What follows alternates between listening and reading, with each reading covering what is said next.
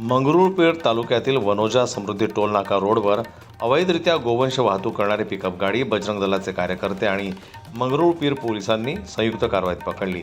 या कारवाईत 4 गाई, 3 गोरे आणि 3 बैल अशी एकूण 10 जनावरे जिवंत अवस्थेत सुरक्षित करण्यात आली। ही घटना पहाटे 5:30च्या सुमारास घडली।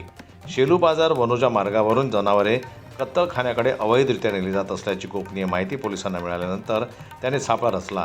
दरम्यान महिंद्रा पिकअप MH49BZ 5058 वेगाने जाताना दिसली। पोलिसांनी बजरंग दलाच्या कार्यकर्त्यांच्या मदतीने वाहनाचा पाठलाग करून ते वाहन थांबवलं। तपासणी दरम्यान वाहनात जनावरे अत्यंत निर्दयीपणे कोंबून भरलेली आढळली। चालक रोशन रमेश सोनुने वय 36 वर्षीयाला ताब्यात घेण्यात आला आहे।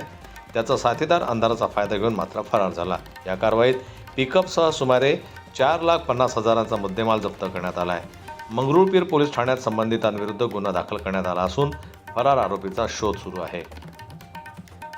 जनमत लाईव्ह न्यूज करता ज्ञानेश्वर वरकट यांची रिपोर्ट, वाशिम। मराठी बातम्यांसाठी जनमत लाईव्हला लाईक करा, सबस्क्राईब करा आणि बेल आयकॉनला दाबायला विसरू नका।